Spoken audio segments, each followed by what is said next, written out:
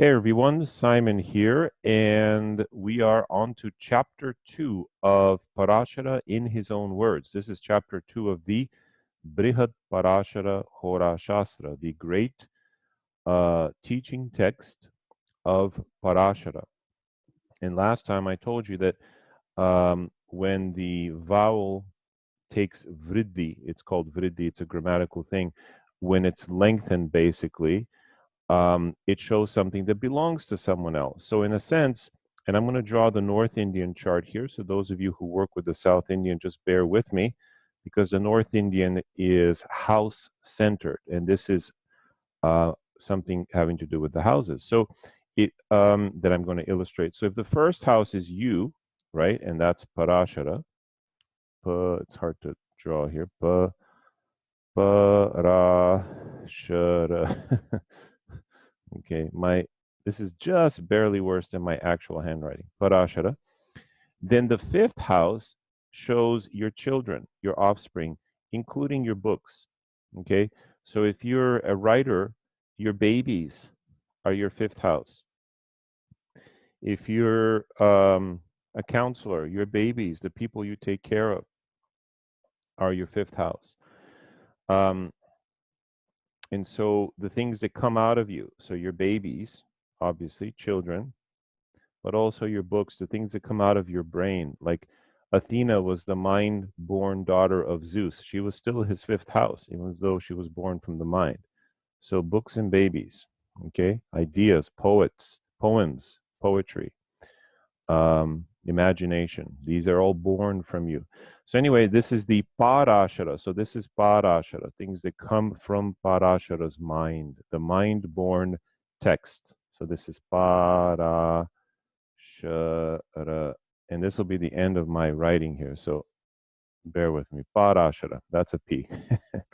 Okay, so we're on to this beautiful chapter 2. And it begins.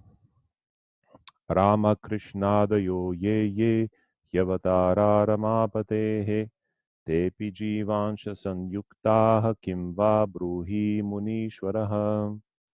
So he says, hey Munishwara, you great sage, not just O sage, O Lord of sages, Ish Muni Ishvara. Bruhi, tell me, Kimva, what indeed? What indeed what? Rama, Krishna, etc. Which of these avatars of Vishnu? Now it says here of Vishnu, but the word that Parashara uses is a very cute word. He doesn't say of Vishnu. He says Ramapati. Oh, sorry, Ramapati. Ramapati is the husband of Rama. Oh, who is Rama? Well, just as there is someone named Rama, right? Who is, what does Rama mean? Someone who is just delightful, a sweetheart of a man. Rama, when you're around him, you can't help but just feel delighted and wonderful. So he's the sweetheart of a man. Rama is the sweetheart of a woman, and that is Lakshmi. Lakshmi. Okay? So he says Ramapati. Pati means the husband. So Ramapati is Vishnu. You know, sneaky, huh? So he says this. So let's go back to the verse. So which of these incarnations of Ramapati, like Rama and Krishna, do they have the Jivamsha or the Paramamsha? Now this, if you don't know what he's talking about here, this refers to chapter 1, where Parashara came out with this incredible proclamation, this incredible verse, and it's worth repeating here, which goes like this. Where is it? Here it is. Sarveshu chaiva jiveshu paramatma virajate sarvam hi tadidam brahman stitam hi paramatmani. In all beings, in all jivas, souls, the great soul shines forth. Sarvam hi tadidam Brahman. In fact, everything is that Brahman seated within the individual soul. Everything is pervaded by that great soul. And then he goes on to say, Sarveshu cheva jiveshu. In all living individual souls, the great soul is there. But some have more of the great soul, some have less. And he went on to say that the planets are more endowed with Paramatma. So let's read that translation. The Lord is in all beings, and the entire universe is in him. All beings contain both the individualized, identified soul, like, I'm a man, I'm a woman, I'm a cat, I'm a dog, and the Paramatma, I am undifferentiated consciousness. But some beings have a predominance of the former, while some have predominance of the latter. The latter is predominant in the grahas, the planets, sun, etc., and in the gods, Shiva, Brahma, etc. And their Shaktis, the feminine aspects of those forces, Brahma and Shiva, also are Paramatma. Okay? So then the student says, well, wait a minute. Rama and Krishna are historical beings. They lived on this planet, but they are incarnations of Vishnu. So are they Paramatma or are they Jivamsha? You get it? So that's how this question starts. This is where we find ourselves. And I love the term Ramapati, because when you're a poet, you don't just say, when you're a writer, you don't say the fruit tasted good. That's bad writing. You say, uh, I'm a terrible writer too, so what can I tell you? The fruit was salaciously salubrious. You use words that evoke sounds and salaciously salubrious means it was it was sensually good for you. Salubrious means healthy. Um, Maybe it was. So the point is, as a writer, you want to change up your words. So you don't just say Vishnu this, Vishnu that, right? So there are different ways to say the same thing. And so here he uses Ramapati. Then he says, Ramakrishnaschcha bho vipra, Nrasimha sukarastata, ete pur ete purnavatārāscha hyanye jivansha kanvitaha. So he says, okay, these four, that is Ramakrishna, Narasimha, and Varaha, the boar, are completely Paramatma. They were born basically from birth having this quality of awareness of their essential nature of who they were. The other incarnations, and there are a lot of them, ete purnavatarascha hi anye jivansha kanditaha. The others have more of the self-identified. So what are the other incarnations? Buddha, um, what is it? Parashurama, Meena. There are other incarnations of the divine who had to work for it. So Buddha, for example, he had to work for his enlightenment. Presumably Parashurama as well, as the stories go. So these are folks who were born, just like you and I, and in some ways that's an advantage. That's why Buddhism appeals to so many people, because the Buddha was he was a prince, but he still felt all the pains and passions and pleasures of the limited human being, and he had to overcome them. And so his lessons are, it's like, hey guys, I get how hard this is. Here's what I did, you know? Okay. So then he says, Avatarani anekani. But there are many, countless avatars, incarnations of the divine, of whom ajasya paramatmanaha, of the unborn soul, of the unborn oversoul. So there are many, beyond even the 9 or 10 that we think of.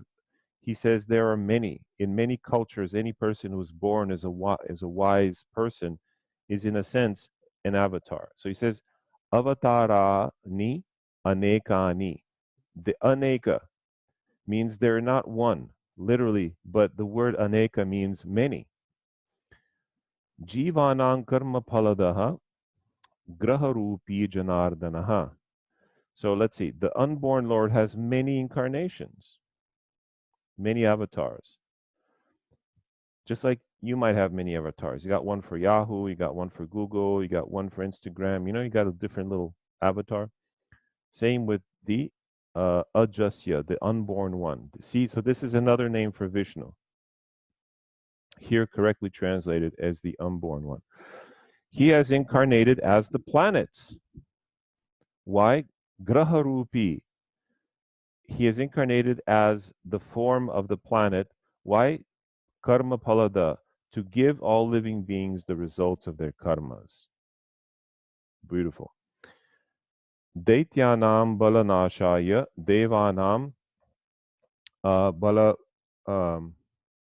balavriddhaye dharma sansthapanarthaya grahat jataha shubhaha kramat.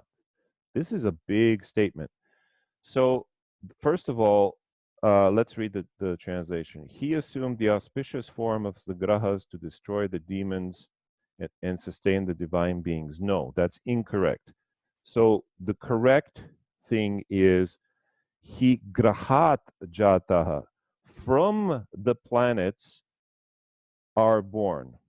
So, it says, Vishnu takes the form of the planets to give people the fruit of their karma.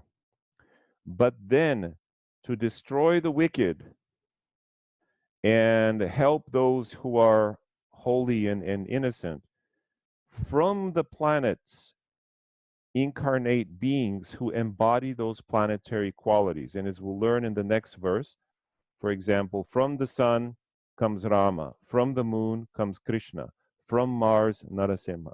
You get it? So he doesn't assume the auspicious form of the grahas, he assumes a human form that emanates from the graha. Grahat means from the graha, jata, born of the planet. But the big thing here is he uses this term, dharma sansthapanarthaya. Folks, this is exactly the wording of from chapter 4, verse 7 of the Bhagavad Gita, which is what Krishna says to Arjuna, and might as well share that. What Krishna says to Arjuna, he says, Paritranaya sadhunam vinashaya cha dushkritam dharma sansthapanarthaya sambhavami yuge yuge. There it is. Dharma sansthapa narthaya. Sanstapana artha.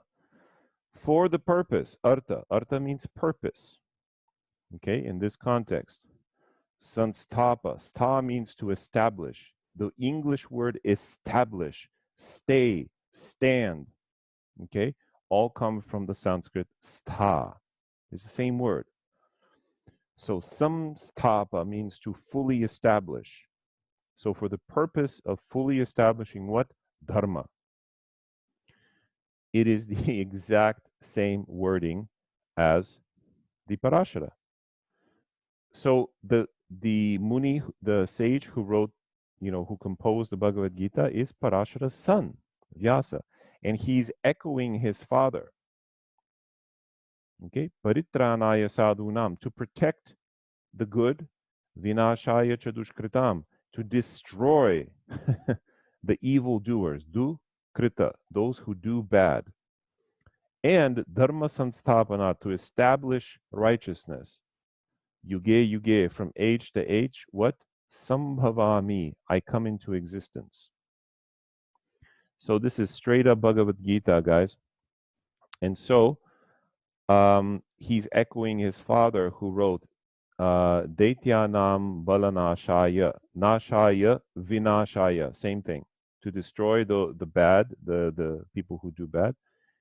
Devanam balasam samvriddhaye, to increase the strength of the good.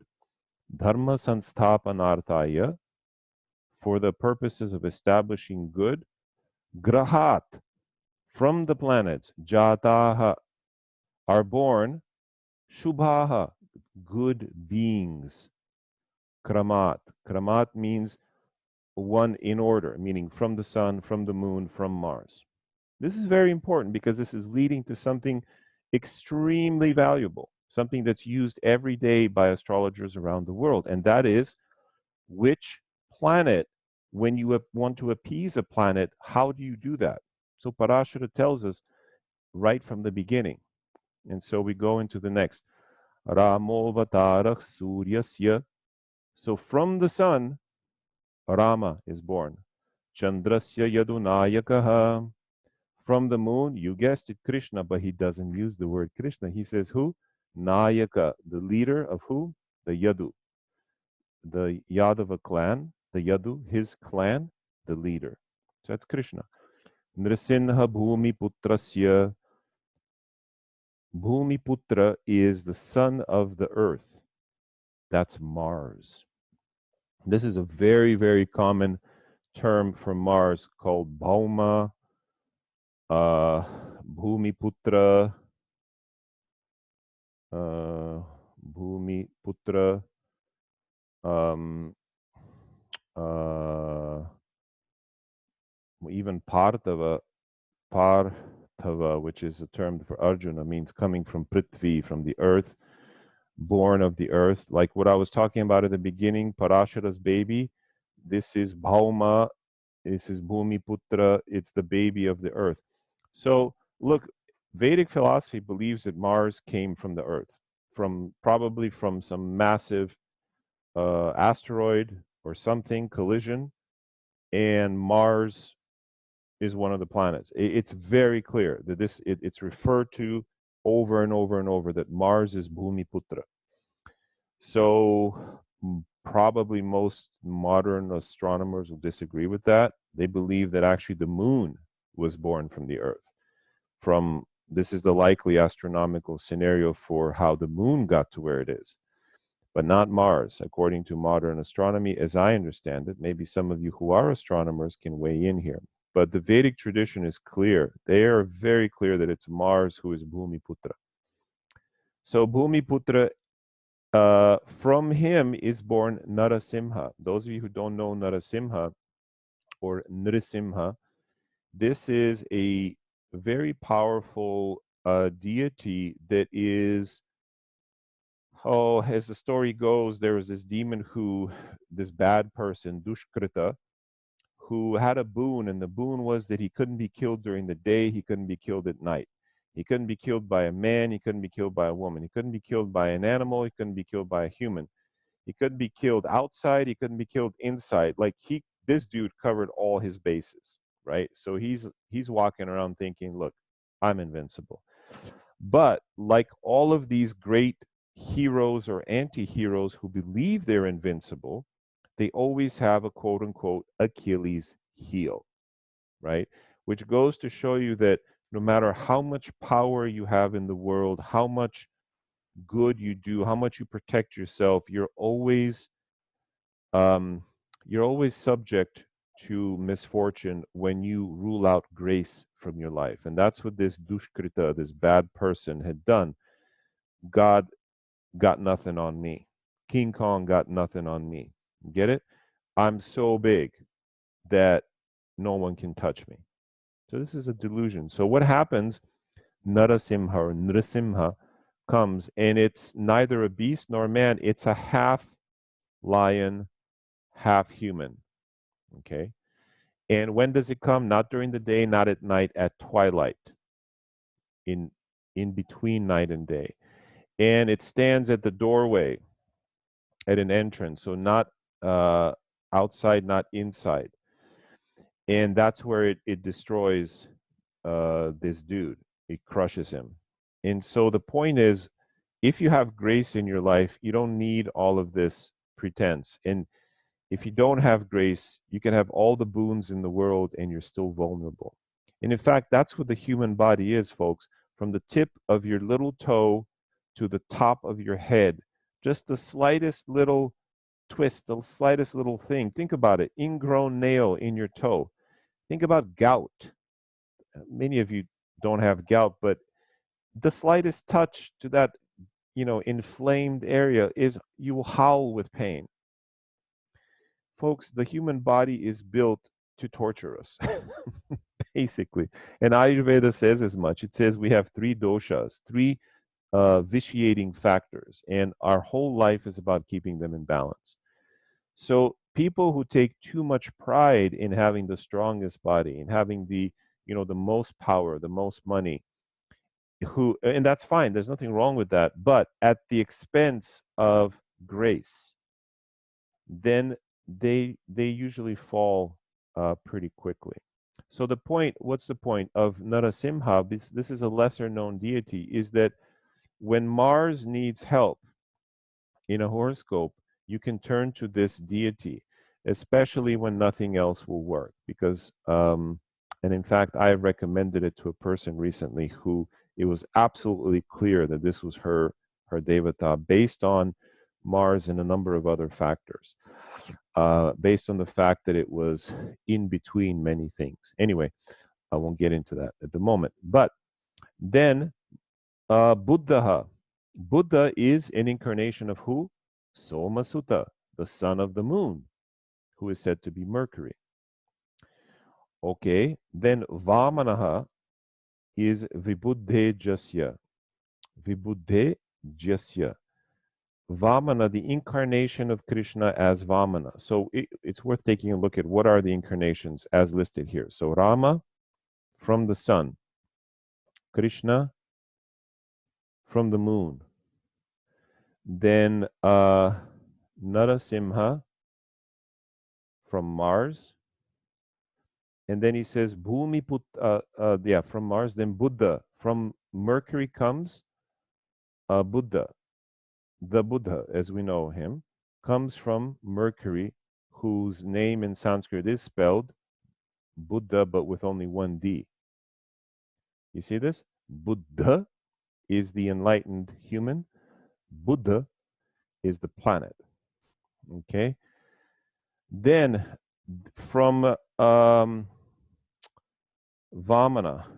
Vamana comes from Jupiter. But what's the term he uses for Jupiter? He says Vibuddhe Jasya. So Buddha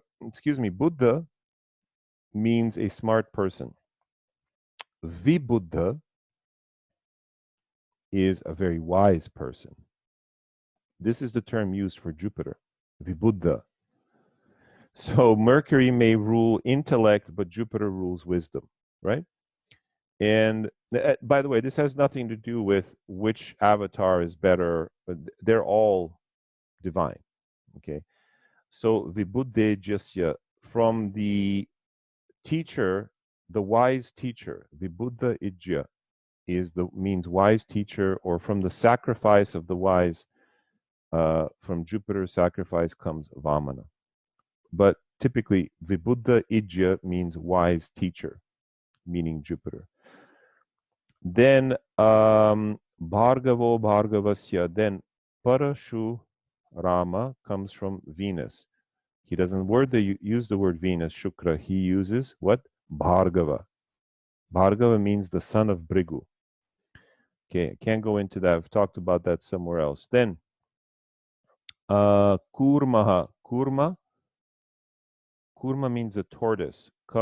Relates to Saturn. Bhaskara Sutta, the son of the sun. Then Sainhika Yasya Sukaraha. Then Varaha, the boar, not the boar like, oh, you're boring. No, the boar like the pig who skewer you unless you skewer him. Varaha comes from Sainhika, the son of Simhika, who is Rahu. They use this a lot, guys, that by lengthening that vowel, they say, like, if your name is, let's see, Dan, then Danava would be your sons, the sons of Dan. It kind of doesn't work in English, I'm sorry. Then Ketor Mina, then Mina, the fish, comes from Ketu. So look, the reason he's listing these Ye chanye, I'll tell you in a second. Ye chanye te pi keta jaha. Keta jaha. These incarnations of the planets. These are some of the incarnations of the planets. Para Paramatman Shodiko Yeshu Te Sarve Kechara Abhidaha. This is hard to read. Abhidaha Kechara. Okay.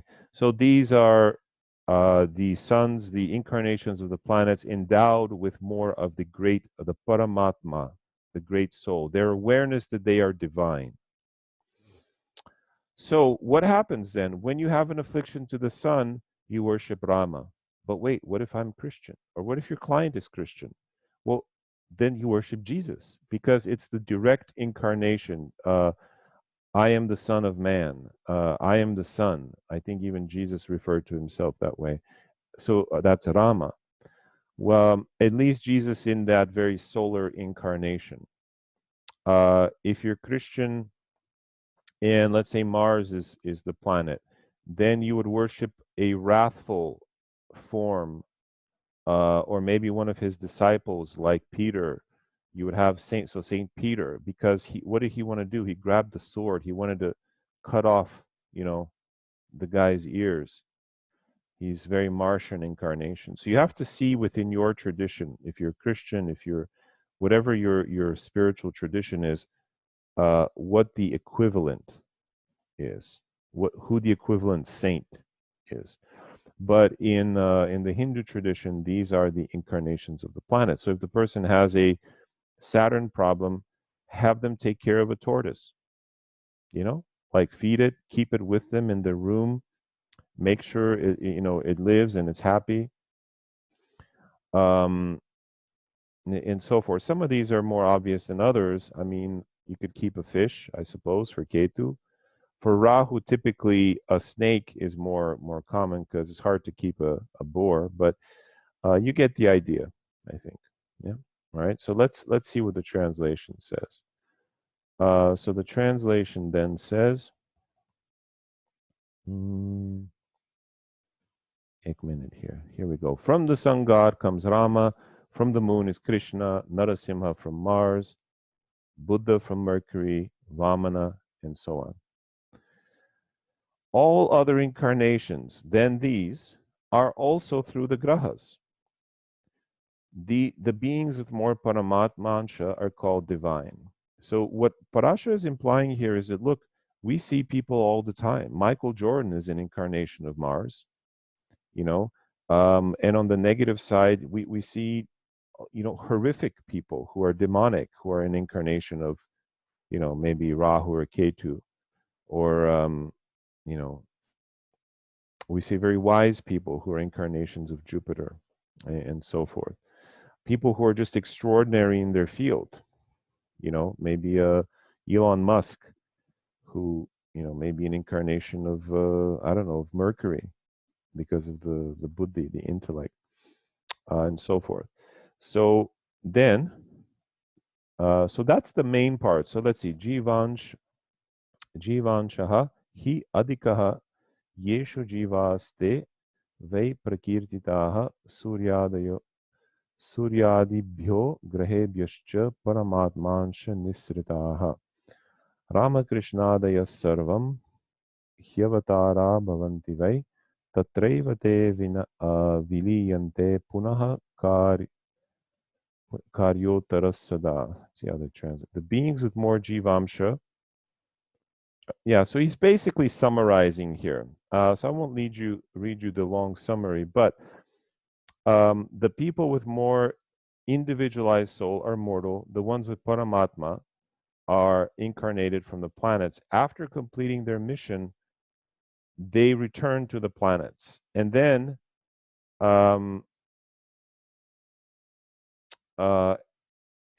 ultimately everything merges into Lord Vishnu. Vinataj. Now here's the interesting part. Idam te katitam vipra. So I've told you all of this now. Sarvam yasmin bhavet iti. How everything comes about. Bhutani api bhavishyanti. The past and the past things and future things tat tat jivanti tadvidaha. Tat tat tat tat jananti tadvidaha. The wise people know the wise people know the past, present, and the future. However, vina tat jyotisham, without astrology, nanyaha gnatum shaknoti, you're not able to know any of this. Okay? Karhichit. Tasmat, therefore, avashyam, it is absolutely, it's not advised, it's necessary, adhyayam, to study. Brahmanascha, um, brahmanaihischa, by brahmanas. Now here you go, ladies and gentlemen. This is the key word. Who should study Vedic astrology? Visheshataha, especially, is the Brahmin. Now, who is a Brahmin? Just people born in India with a certain family? No, no, no. Brahmins can live in Chile or Peru or South Africa or in Mongolia or in Tasmania. Why? Because it's not based on the culture you're born, it's based on your DNA. And that's why I wrote the book, The Five Dharma Types, to know what your Dharma type is. So here he says, Brahmins, which is the educator. Educators should especially study this. Why? He doesn't say this here, but this is, as I learned it from my gurus, and is number one, so you can earn a living in this world by doing good and teaching, by giving advice. So you don't have to go out and fix the roof or someone's plumbing. Why? Not that that's not noble, that's very noble work, but you're terrible at it. If you're a Brahmin, you're terrible at working with your hands, and or you may be good at it, but you can't do it 8 hours a day. You get tired too fast. You get it? Brahmins are very delicate. Their nervous systems are delicate. So number two, um, because you have wisdom naturally born into you, and number three, people trust you. People naturally trust uh, the educator type. They're naturally open up. I can't tell you how many times when I see an educator person and I look at the chart and I go, you know, you could be standing at a bus stop. This is my standard, by the way, thing. You could be standing at a bus stop, 2 in the morning, and someone will walk up to you and start telling you their story. You know, my girlfriend left me, and now I don't know what to do, and I'm not sure why I'm telling you this. I don't even know your name. And I'll be like, does that happen to you? And they're like, all the time. People tell me their problems all the time. That's how you know you're an educator, because you're born to do this kind of stuff. It doesn't have to be astrology, but you're born to give people advice. You are by nature an advisor. Okay? So this is why Parashara says Brahmanehi, by Brahmanas, Visheshataha, especially. He doesn't use the word exclusively. This is big, guys. So in another program, I talked about how every type can practice astrology. So let's say you are a warrior. Warriors will practice the branch of astrology that has to do with goals, like muhurta, with um, conquering things. So things that have to do with the kind of astrology that's about, diagnosing. Here's what's wrong with you. Warriors have a different kind of attitude than. So you could do prashna, which is a question. It is very direct. Warriors tend to be more direct. Then merchants. Oh my gosh, merchants can definitely do astrology, but it's different. For them, it will have to do. They can do any branch, but especially upayas, because merchants are masters of ritual, right? No one can do rituals like merchant dharma types. That's the Vaishya. And upayas often include things you buy from the merchant, right? Because they have to make money. It's okay for the merchant to make money so they can sell stones, etc. That is again upayas. Merchants are also masters of muhurta, which is setting up the perfect time to have a ritual. Then laborers. Laborers can focus on a different aspect, the aspect of, um, focusing on childbirth, focusing on relationships. They are specialists. So anyway, I talk about this at length in my book, The Five Dharma Types. Many years went into writing this book. I hope you get it. I hope you enjoy it.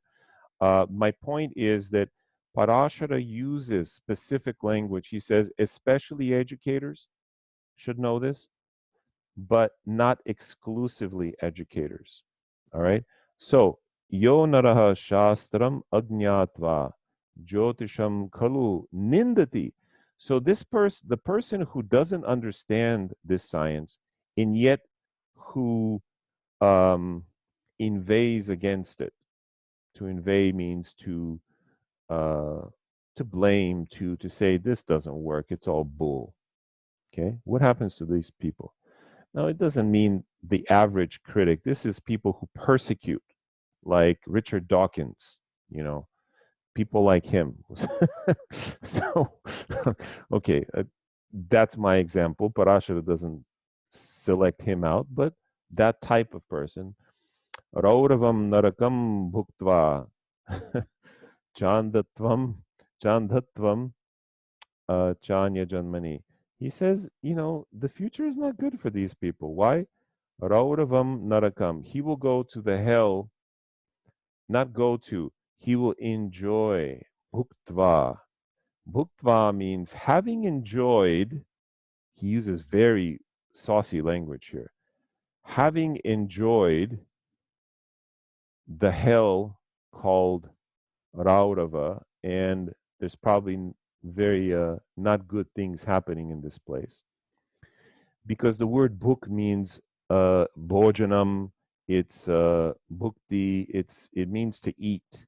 So basically, having enjoyed the meal that you've made for yourself in this hell, then in your next life, anya janmani, in the next life, andhatvam, you will enjoy blindness. Whoa, that's hard, huh? And that's it for chapter 2. So Parashara here gives a clear warning to haters and trolls. He's like, y'all want to hate? This is what's coming for you. Okay.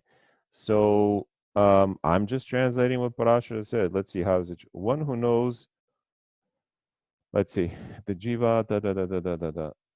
One who knows all of these will become versed in the knowledge of the past, present, and future. Without a knowledge of astrology, these cannot be known. Yes, that's beautiful. Then, hence, every where is it? There it is. Everyone should have a knowledge of astrology, particularly the Brahmin. One who, devoid of astrological knowledge, blames this science, who trolls this science, will go to the hell called Raurava and will be reborn blind. That's pretty straightforward. But you get it. They'll enjoy their their torture. Anyway, that's it for chapter 2, folks. I hope you enjoy. If you have questions, put them in the chat, and we'll see you in the next one. Namaste.